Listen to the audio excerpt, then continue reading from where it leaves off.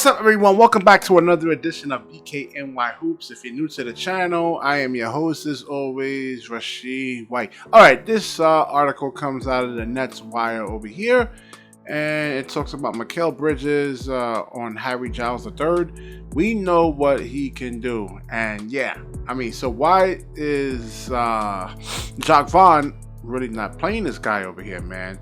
And especially against the Sacramento game. Listen, dude, it doesn't have to be the same exact lineup all the time.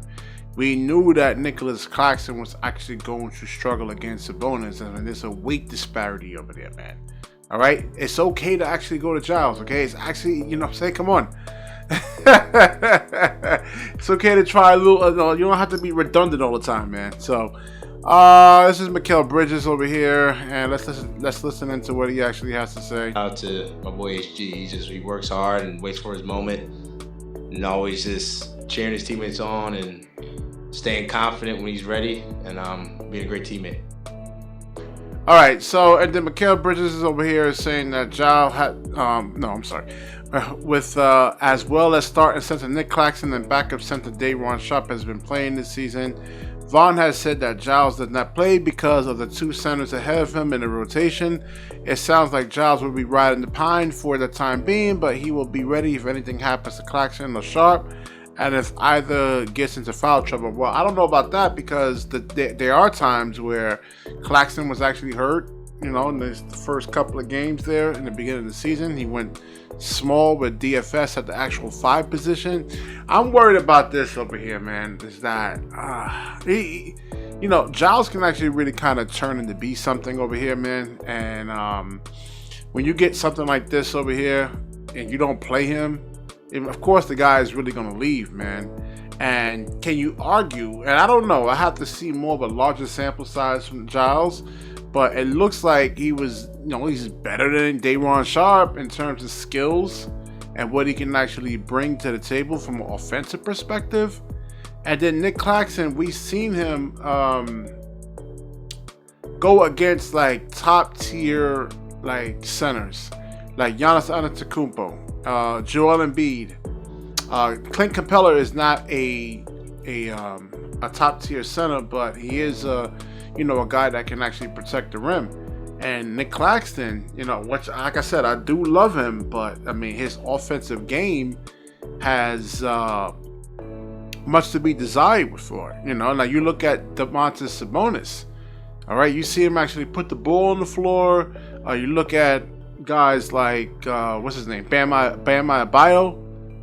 You know, I mean, Nick Claxton actually has a long way to go, and I just think that in this game with the Sacramento Kings, that you know, they what's his name? Harry Giles is 240 something pounds, 6'11" with sneakers on, 6'11" with sneakers on. I think he could have put up a little bit more resistance on Domantas Sabonis. You know, because of, you know, like, and there was a lot of times that Sabonis was breaking, you know, these defenders down, like Nick Claxton and I understand why you want Claxton on there in terms of like him being able to guard guards, but he doesn't really like shut them down like that, all right? I mean, De'Aaron Fox still actually played a really, really good game over there. You know, he's not guarding John Morant. I mean, he's not guarding a lot of these dynamic guards. Like, let's say you're shutting them down like that, you know?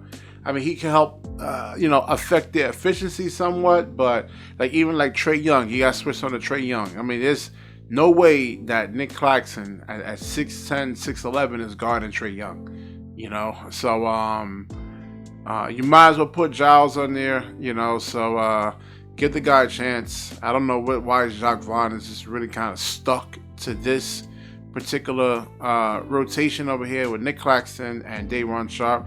And granted, they actually been playing real well, but at times there'll be certain matchups that where you need like a guy like Harry Giles in there that can provide some more bulk. And I know that Day'Ron Sharpe is 265 pounds.